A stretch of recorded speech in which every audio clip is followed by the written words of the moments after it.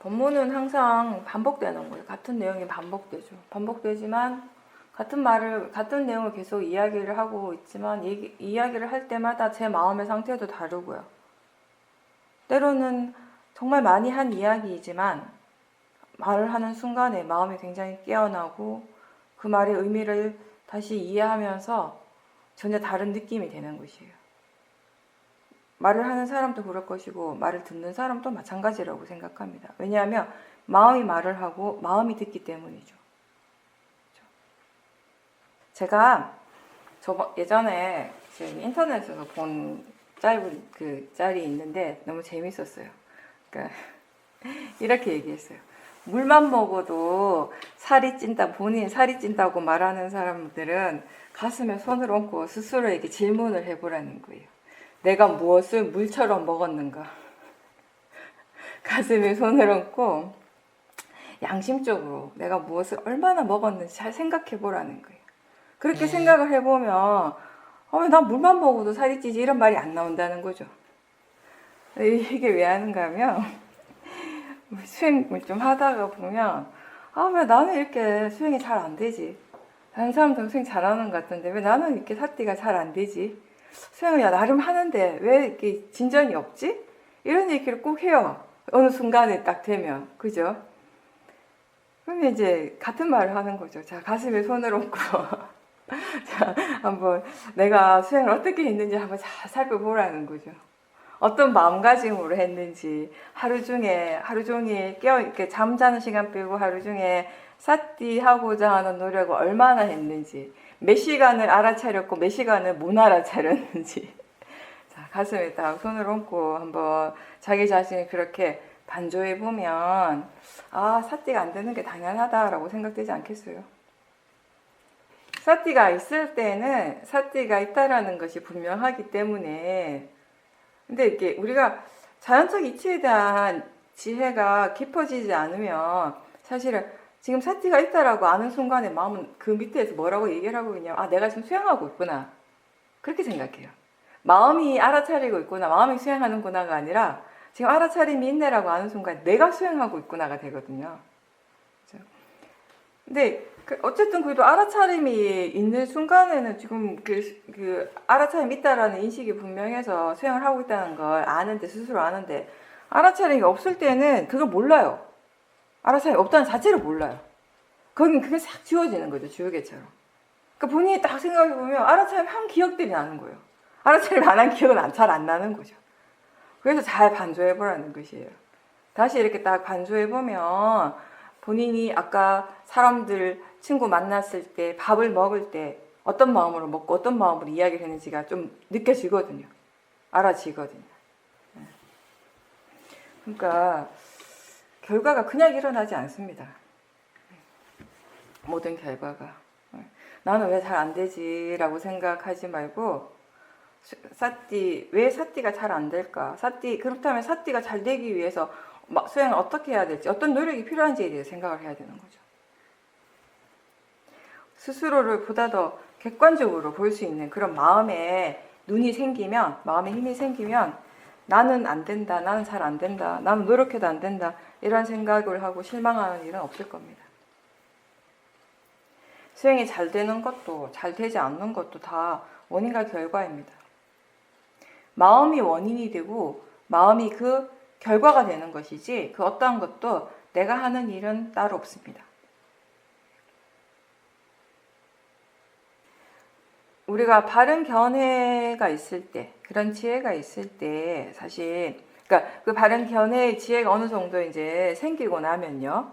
그러고 나면, 사실 어떤 대상에 대해서도 예전처럼 그렇게 크게 반응은 하지 않아요. 그죠?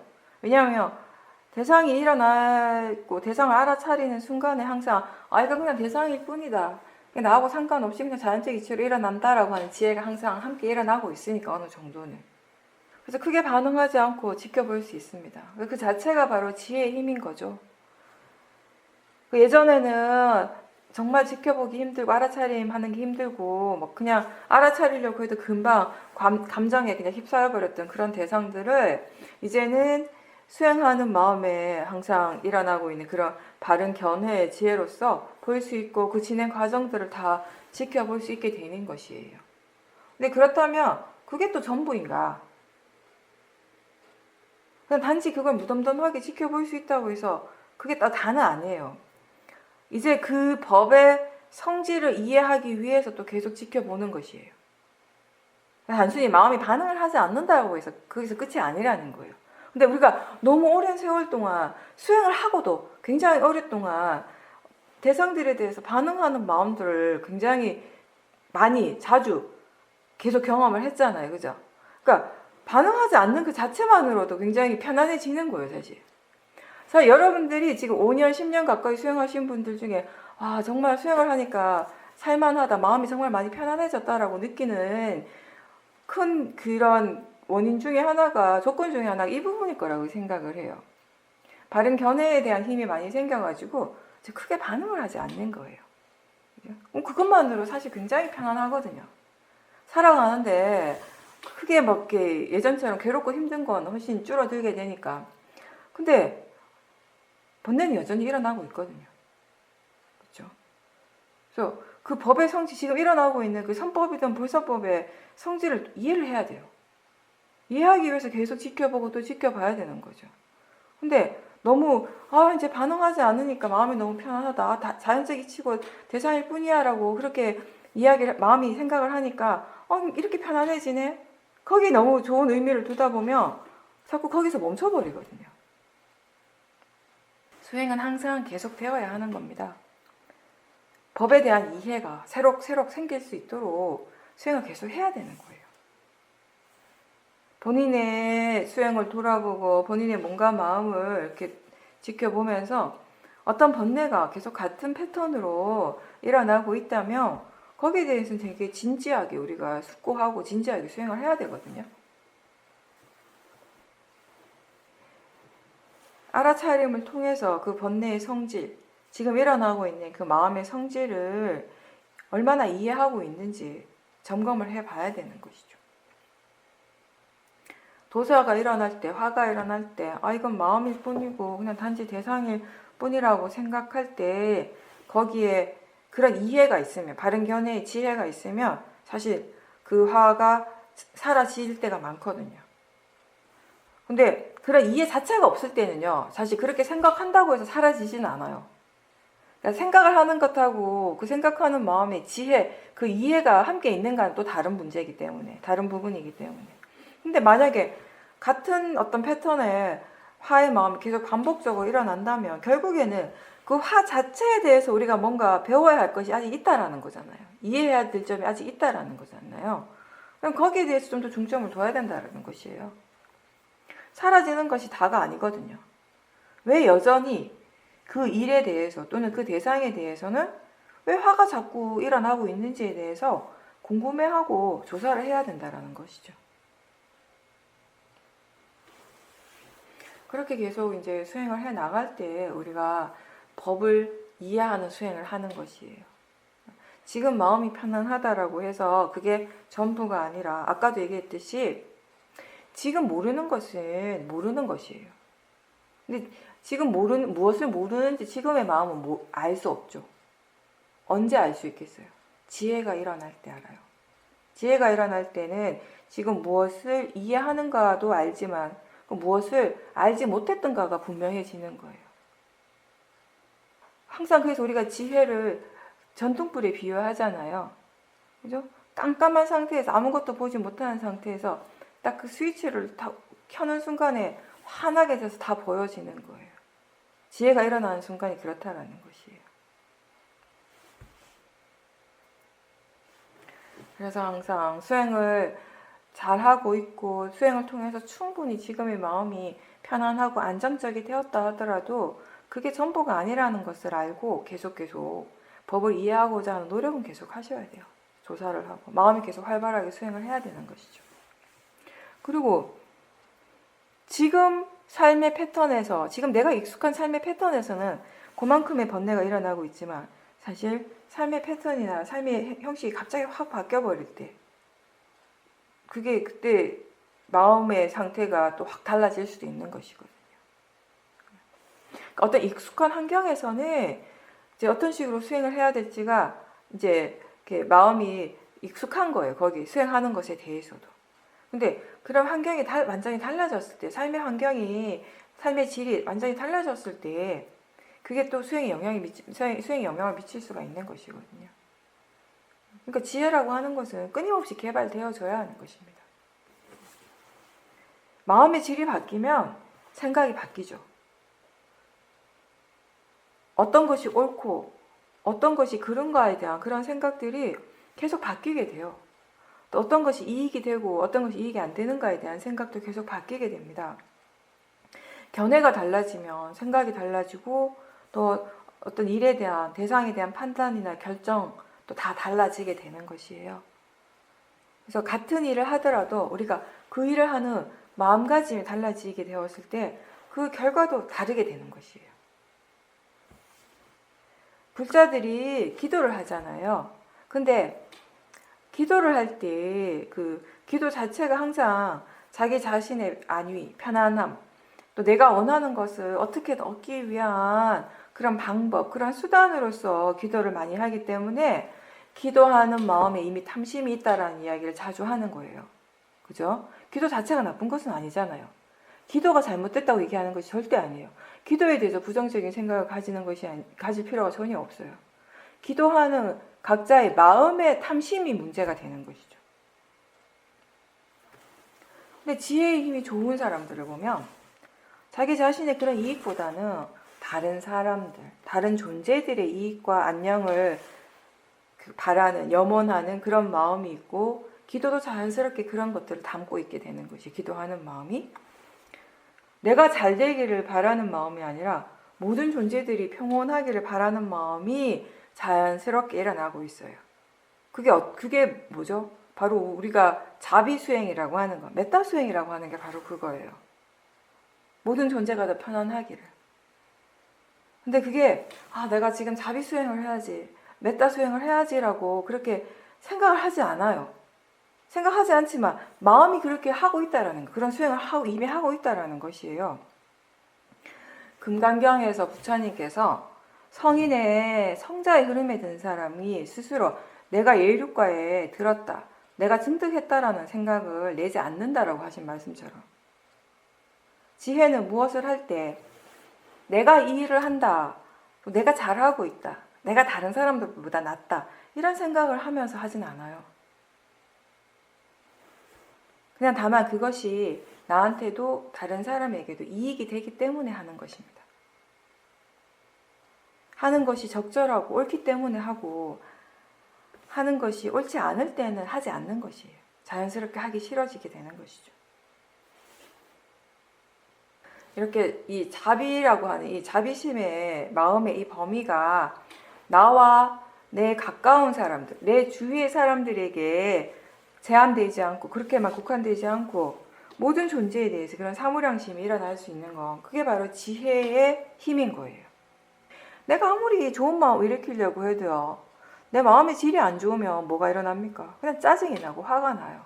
탐심이 일어나고 어리석은 생각만 하게 되고. 복구경에서 부처님께서 그러셨잖아요. 어리석은 사람은 어떤 생각을 해도 어리석은 생각을 한다고요. 마음이라는 게 그런 거예요. 그리고 또 마음이라고 하는 건요, 일어나는 장소가 따로 없어요. 모양이나 크기도 따로 없습니다. 그래서 무한대로 일어날 수 있는 거예요. 우리가 그것의 한계를 지을 수가 없어요. 좋은 쪽으로나 나쁜 쪽으로나. 좋은 마음을 계속 일으키고 사용하면 사용할수록 더 개발되는 거예요. 그렇게 좋게 마음을 사용하는 것의 한계가 따로 없을 겁니다. 지혜를 쓸수록 더 지혜로워집니다. 그런 차원에서 본다면 우리가 하고 있는 이 수행의 이익도 역시 한계가 없는 겁니다. 우리가 지금 이해하고 체험하는 그런 이익이 전부는 아니라는 것이에요. 우리가 기도를 하고 난 다음에나 수행을 하고 난 다음에 마음을 이렇게 회항을 하는 것, 본인의 그 좋은 마음의 에너지를 다른 모든 존재들에게 함께 나누려고 하는 것, 그렇게 회항하는 것은 어떤 물질적인 보시가 아니라 좋은 마음의 힘을 함께 나누는 것이죠. 수행을 하고 마음의 상태가 굉장히 좋은 그런 상태에서, 그래서 나라고 하는 자의식이 별로 없는 상태에서 회양을 했을 때 이게 보다 더 값진 보시가 될 수 있는 겁니다. 계를 지키는 것도, 그리고 보시를 하는 것도, 그렇게 하는 것 자체가 다 공덕이 되는데, 그 하는 마음에 지혜가 있다면, 자연적 이치를 이해한 지혜가 있다면 훨씬 더 좋은 결과가 있을 수 있습니다.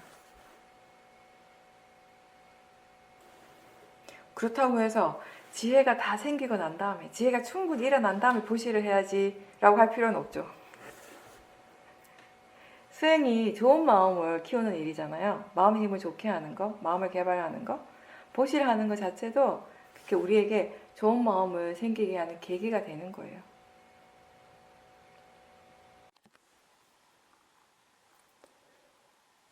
수행이 좀 지지부진하고 마음이 밝지 않을 때, 회색 비칠 때가 있는데, 요즘은 이제 그럴 때 빨리 알아차린다라고 하셨는데, 그러면서 이제 그 경전을 읽거나 법문을 들을 때 그게 다 이렇게 좋은 말씀인데, 그걸 읽거나 듣는 데에만 너무 집중을 하고 사티가 없는 경우에는 그 좋은 말들을 듣고도 마음이 그렇게 맑아지지 않는데, 반대로 사티를 했을 때에는 우리가 어떤 말이든 상관없이 마음의 질이 좋아지는 것을 보면서 알아차린다라고 하는 것, 사티 하는 것이 얼마나 중요한지를 느끼게 되셨다라고 하셨습니다. 네, 그렇죠. 우리가 좋은 법문을 듣는 것이 중요해요. 그죠? 우리가 여기서도 많이, 특히 샤오민 수행에서는 그 처음 수행하는 분들은 특히나 더 많이 들어보라고 얘기를 하는 거예요. 자기 자신의 지혜가 아직 충분하지 않는 사람들은 그 지혜를 키워나가는 가장 좋은 방법이 바른 수행에 대해서, 그 법에 대해서 많이 듣는 것인데, 그 듣는 것을 통해서 우리가 마음이 기본적으로 좋은 생각들, 바른 쪽으로 생각들을 할 수 있는 기회를 가지기 때문에 이제 그렇게 얘기를 하는 거예요. 근데 생각을 해보면 좋은 법문이라고 할 때 그 내용은 사실은 관념이잖아요. 좋은 내용이지만 어쨌든 그건 관념이에요. 근데 우리가 수행을 통해서 이해하는 법은 뭐예요? 파라마타예요. 파라마타에 대해서 이야기를 하지만 어쨌든 그게 말로서 표현되어졌을 때에는 결국 그거는 관념적인 것이거든요. 네, 이 법을 이해하는 것은 귀로 듣는 것이 아니라 마음으로 듣는 것이거든요. 마음이 이해하는 것이거든요. 그래서 좋은 법문을 우리가 정말 좋은 마음으로 들었을 때 그것을 이해하기에 훨씬 좋은 조건이 되는 것이에요. 마음의 질이 좋지 않는 상태로 듣게 되면 마음으로 듣는 것이 아니라 그냥 단지 귀로만 듣는 것이 되는 것이죠. 그냥 내용만 듣는 것이죠. 사실 우리한테 중요한 건 뭐냐면 그 내용이 스스로의 마음으로서 얼마만큼 이해가 될 수 있는가의 부분이거든요. 수행을 통해서 그걸 계속 이해를 해 나가야 하는 부분인 것이거든요. 사티를 하면서 듣는다라고 하는 것이 바로 좋은 마음으로 듣는 것이에요. 근데 그거를 막 잘 듣고 싶어서 그냥 막 집중해서 듣는다면 그 순간에는 내용들이 잘 들리는 것 같지만 사실은 거기에 그 잘 듣고 싶어 하는 마음이 이미 또 탐심이 있잖아요. 그 내용에만 이렇게 집중을 하게 되면서 지금 본인이 스스로 어떤 마음으로 듣는지를 전혀 알아차림 못하는 것이잖아요.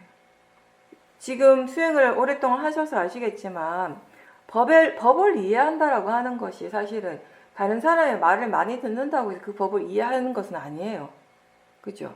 그래도 많이 들어야 하는 이유는 뭔가 하면은 그 법을 이해할 수 있는 그런 마음의 조건을 갖추기 위한 전제 조건이 되는 것이에요.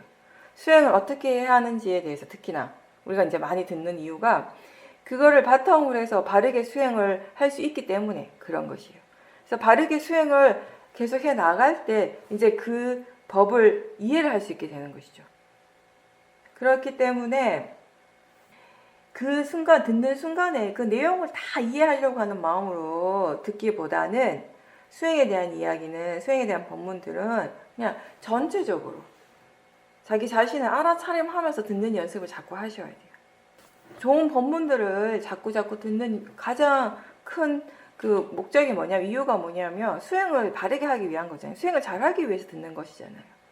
정말 수행을 잘하려면은 그 법문을 듣는 순간에도 수행을 할 수 있어야 되는 것이거든요. 그게 중요한 거예요.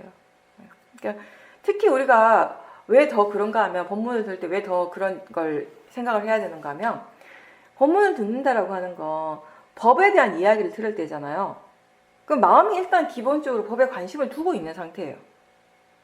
그러니까 수행을 우리가 잘 할 수 있는 상태거든요. 조건이거든요. 근데 내용을 너무 막 집중을 해서 듣다 보니까 그 좋은 기회를 놓친다라는 거예요. 그래서 내용을 너무 집중하기보다는 전체적으로 자기 자신을 알아차림하면서, 그래서 내용이 들리는 건 들리고 아닌 것은 그냥 흘러가는 대로 가더라도 전체적으로 자신을 지켜보면서, 그리고 지금 듣고 있다라는 것을 알아차림하면서 듣는 연습을 자꾸 하시는 게 좋죠. 우리가 뭔가를 들을 때, 그리고 이게 좋은 내용이다, 좋은 거다, 나한테 좋은 거다라고 생각을 하면 굉장히 집중을 하는데 익숙하거든요. 그런 것들도 우리가 이제 연습을 통해 가지고 마음이 그런 집중보다는, 이게 집중할 일이 아니라 알아차려야 할 일이라는 것을 좀 깨달아야 돼요. 그리고 또 동시에 뭐 어떤 또 좋은 점이 있는가 하면, 어느 정도의 집중은 있겠죠. 그죠?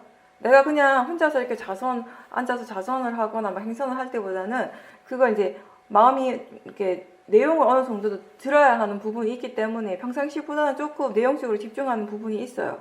근데 그렇게 뭔가 어떤 대상 쪽에 집중을 하면서도 사띠를 할 수 있거든요.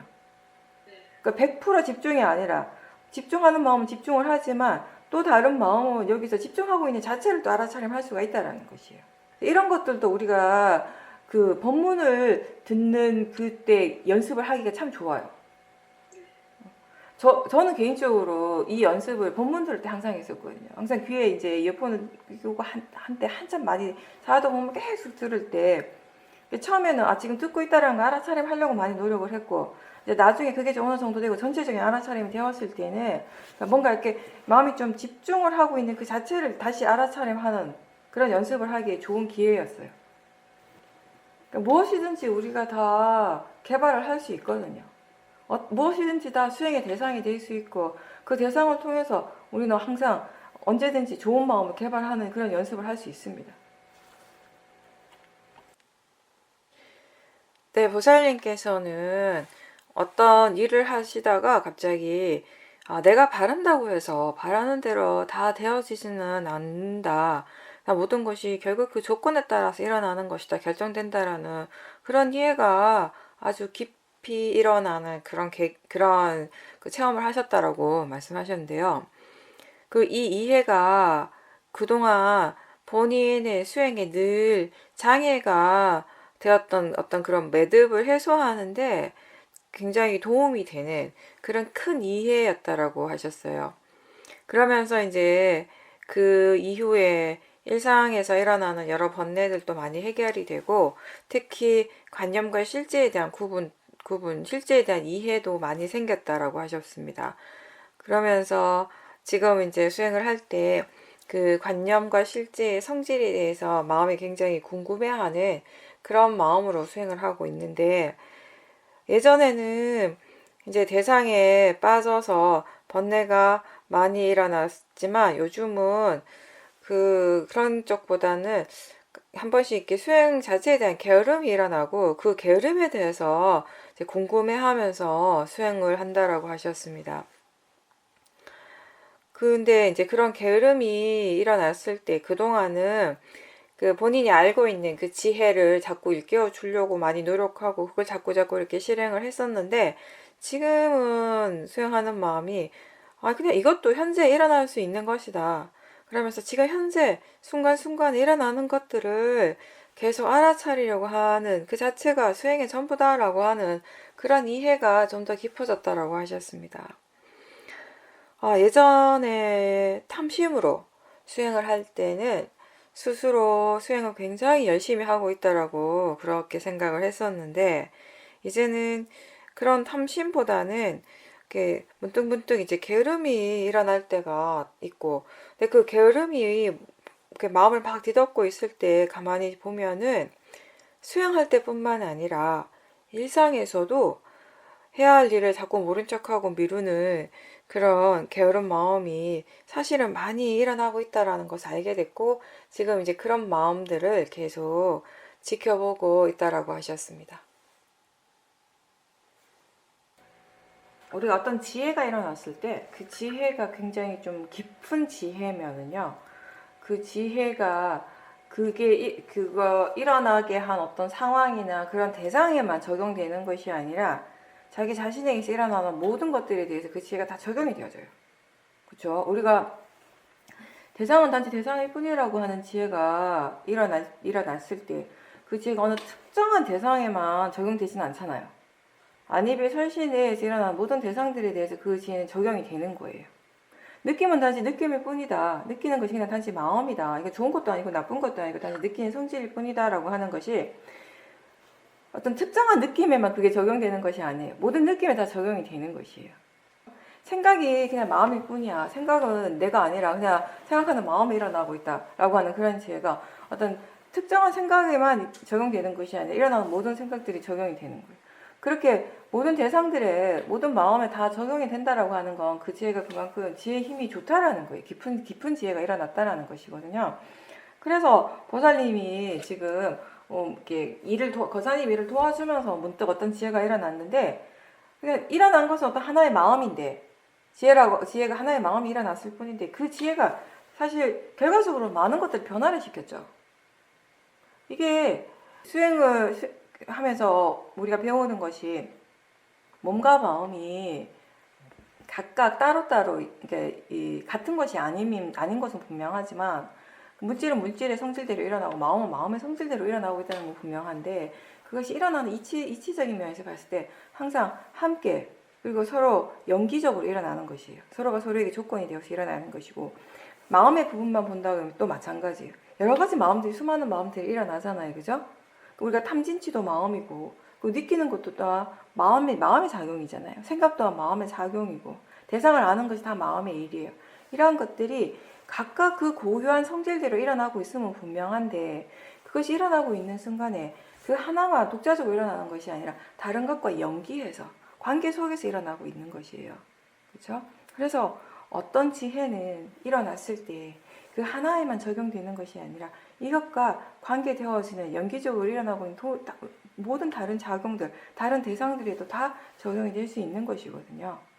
그때 일어난 지혜가 이제 그런 것이죠. 이렇게 충분한 힘이 있는 지혜이기 때문에, 그래서 보살님이 지금까지 수행을 하면서 본인이 굉장히 힘들었던 부분들, 오로지 보살님은 수행에 모든 가치를 두고 내 인생에서 가장 중요하고 가장 나한테 가치 있는 것은 수행이다라고 그런 믿음이 있지만, 그럼에도 불구하고 또 결과적으로 봤을 때 보살님의 마음을 가장 힘들게 한 것도 수행이잖아요.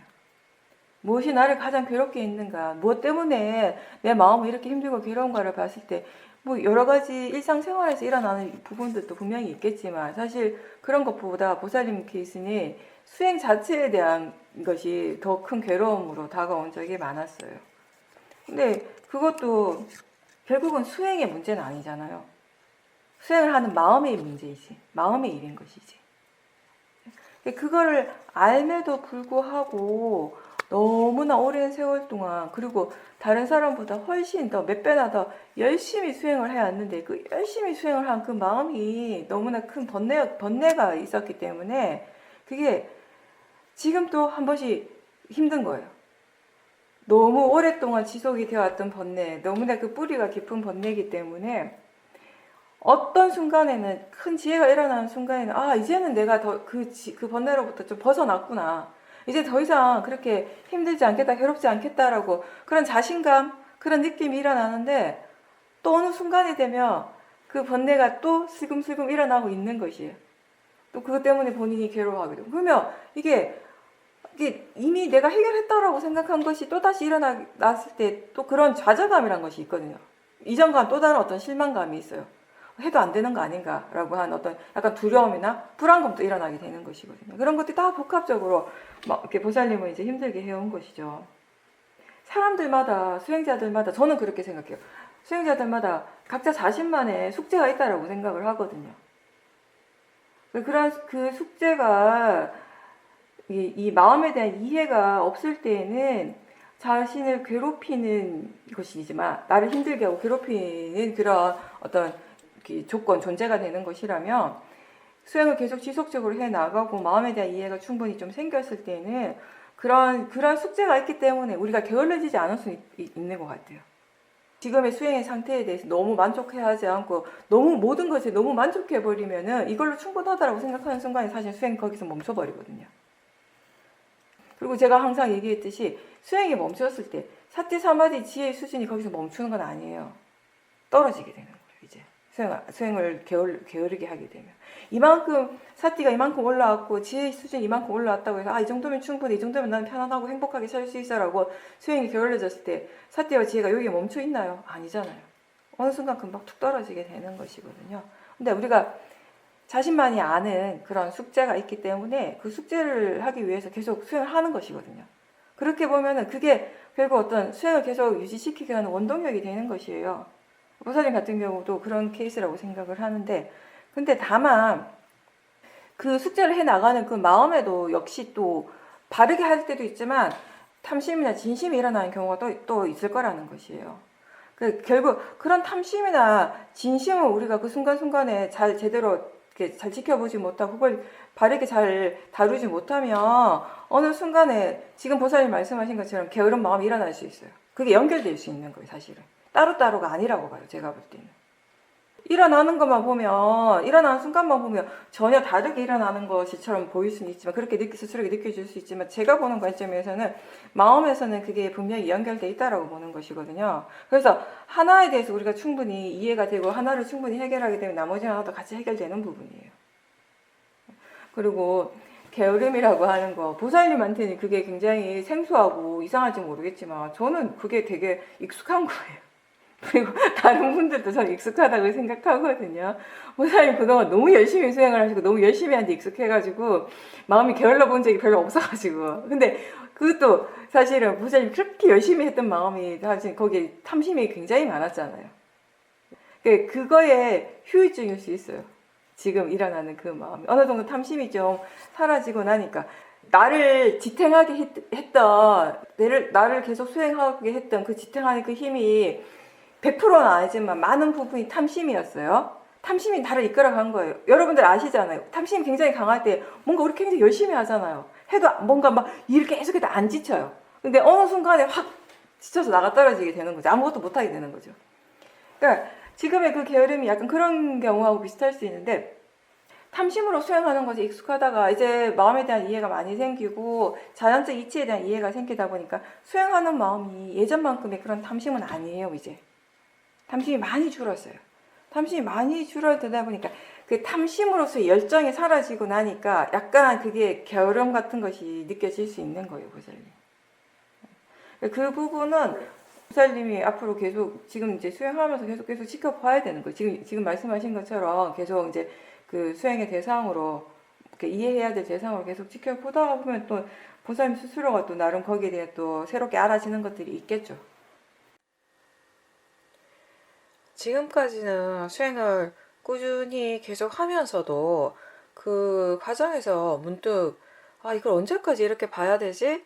라고 하는 그런 생각들이 일어나고 뭔가 이제 수행 자체를 억지로 이렇게 끌고 가는 느낌으로 할 때가 이렇게 많았었는데, 이번 기회에 새로 알게 된 것은 결국 그런 과정에서 이렇게 수행의 과정에서 지금 일어나고 있는 것 이거 말고 뭔가 더 새로운 것들을 바라는 마음이 있었기 때문에 마음 저 밑바닥에서부터 이렇게 이 수행 자체를 지겨워하고 있었구나라고 하는 그런 이해가 생겼다라고 하셨습니다. 그러면서 이 순간에 일어나고 있는 것을 하나라도 더 알아차리는 것이 지금 바로 내가 해야 할 일이다라는 그런 바른 생각들을 이제 하게 되셨다라고 말씀하셨습니다. 맞습니다. 탐심으로 계속 수행을 하다 보면은 결국에는 이게 모든 탐심은 100% 만족될 수가 없거든요. 모든 탐심들이 100% 충족될 수가 없어요. 수행에 대한 탐심도 마찬가지예요. 결코 그건 충족될 수 없는 것이거든요. 그렇다면 충족될 수 없다면 그 다음에 뭐가 일어나겠어요? 불만족스러움이 일어날 수밖에 없는 것이거든요. 그런 불만족스러운 마음의 표현이에요. 내가 도대체 이거 언제까지 봐야 돼? 그 마음이. 그래서 항상 예전에 제가 몇 번 얘기한 것 같은데, 그 부분을 해결하려면 사실 그 밑에 깔려있는 수행에 대한 근본적인 탐심을 계속 봐야 된다는 것이에요. 그러니까 지금까지도, 그쵸, 지금까지도 다 써요. 그러니까 안 본 건 아니에요. 그 얘기도 제가 여러 번 한 것 같은데, 안 본 건 아니고 충분히 본인 스스로는 충분히 봤다라고 생각할 수 있는데, 본인 생각이 충분한 거죠. 더 봐야 된다라는 것이에요. 더 봐야 될 것들이 아직 많다라는 것이, 더 이해해야 될 것들이 아직 많이 남아있다라는 것이에요. 그러니까 계속 봐야 되는 거죠. 내가 충분하다고 생각하니까 마음이 이거 도대체 언제까지 해야 되라고 생각하는 거죠.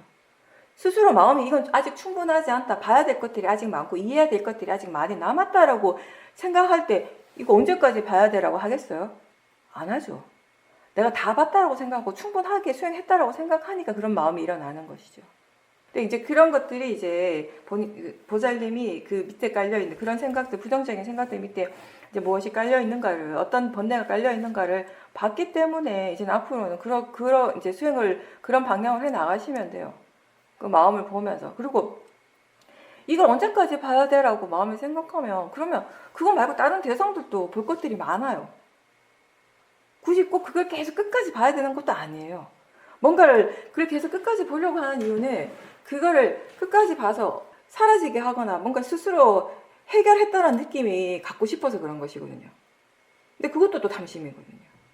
그러니까 그렇게 볼 필요는 없다고 우리가 항상 얘기하잖아요. 어떤 대상을 끝까지 봐야 될 필요가 없다고요. 내가 만족할 때까지 보는 것이 아니라 마음이 볼 수 있을 때까지 보면 돼요. 그거 말고 다른 대상들도 많습니다. 여러 가지 대상들에게 마음이 충분히 오픈되어 있고 그렇게 자연스럽게 오픈된 마음으로 수행을 하면 마음이 게을러지지 않죠.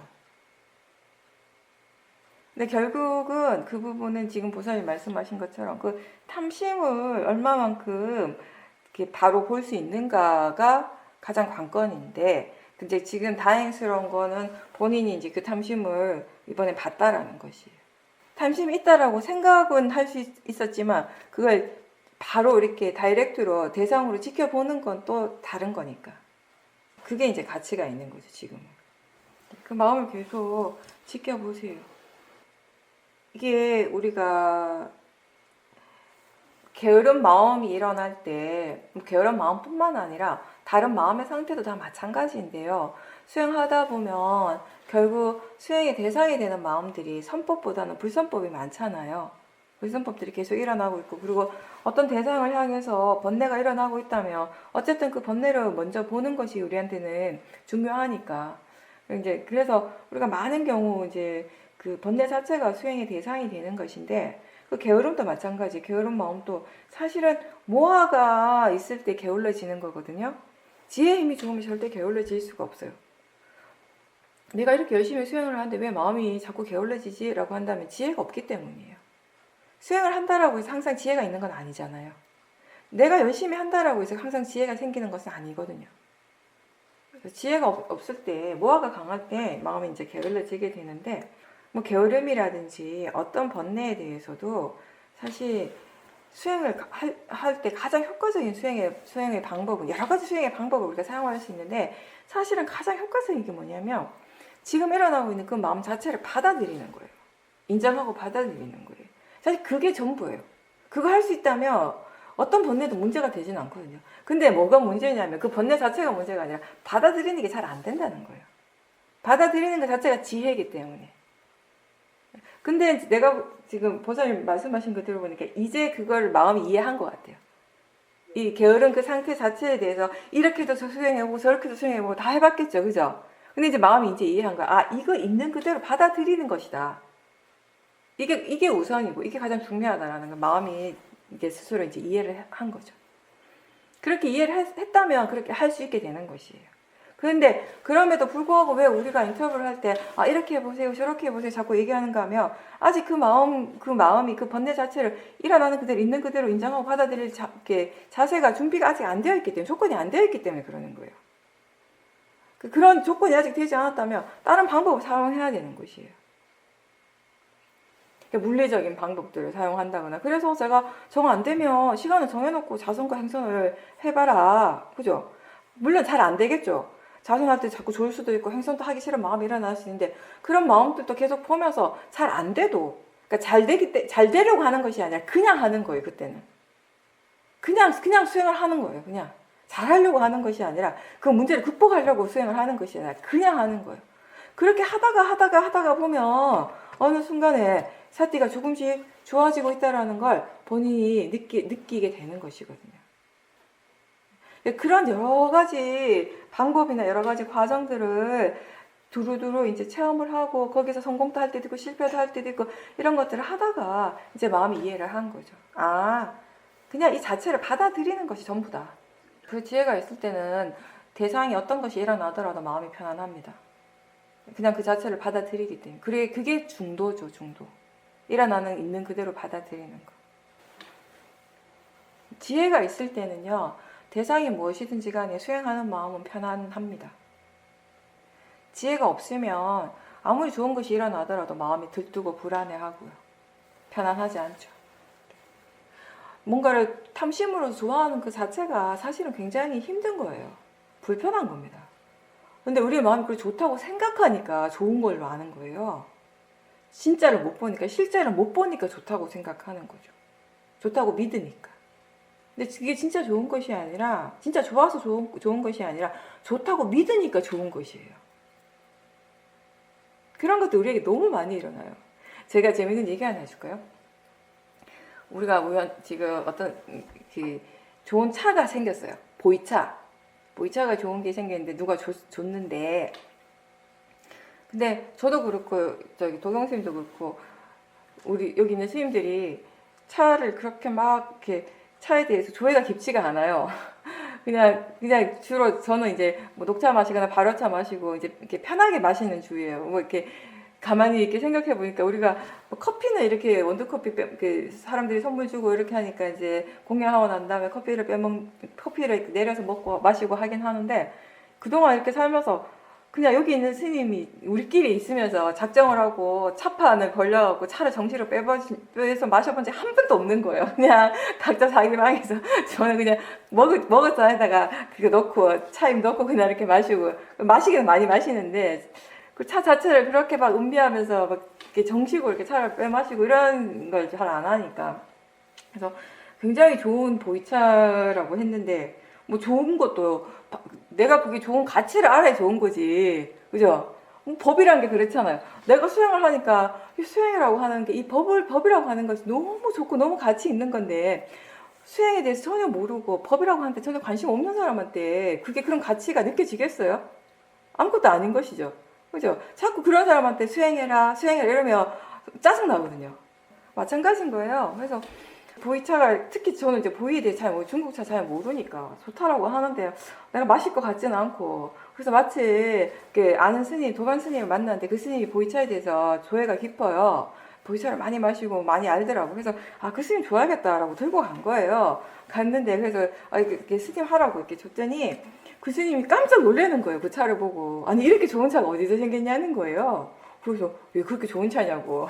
이게 무슨 차라고 하는데 전 처음 들어보니까 그랬냐고. 근데 어디서 마음이 확 돌아갔냐면 이 스님이 하는 말이 정말 사이즈가 요만하거든요.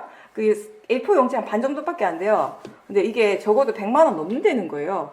그러니까 와, 그때 내 마음이 확 달라진 거예요. 아니, 와, 정말 좋은 거구나.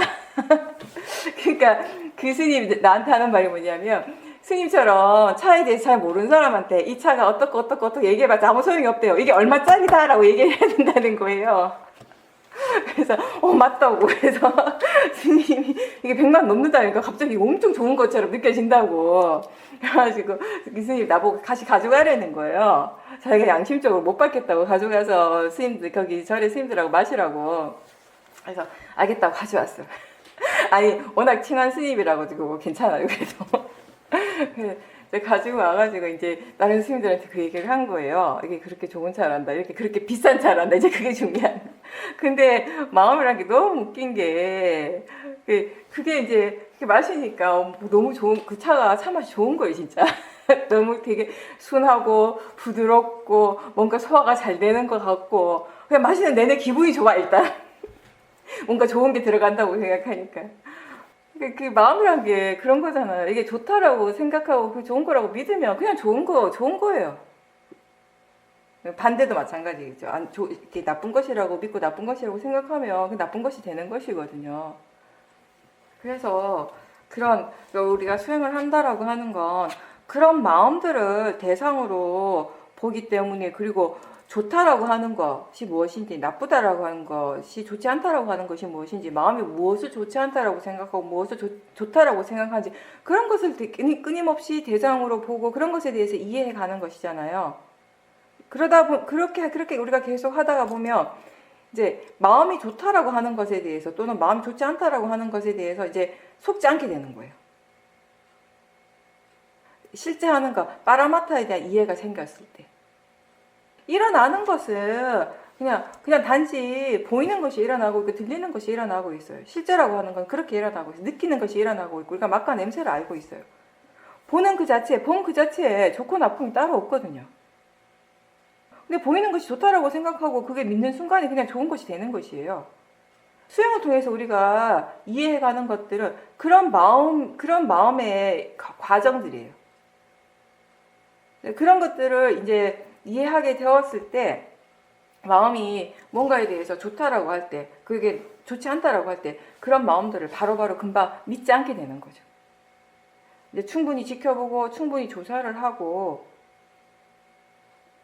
왜 좋은 건지 왜 좋지 않은 것인지에 대해서 충분히 마음이 스스로 조사를 하는 것이에요.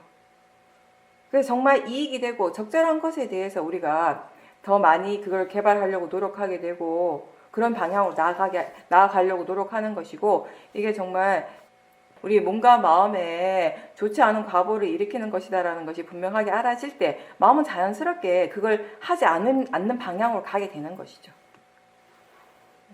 그러니까 수행한다라고 하는 것은 그렇게 이 대상을 향해서 일어난 여러 가지 마음들을 보고 그런 마음들이 어떻게 일어나는지도 보게 되고 그런 마음과 그런 대상의 관계에 대해서 이해하고 그게 지금 우리가 하고 있는 수행인 것이죠. 수행도 마찬가지죠.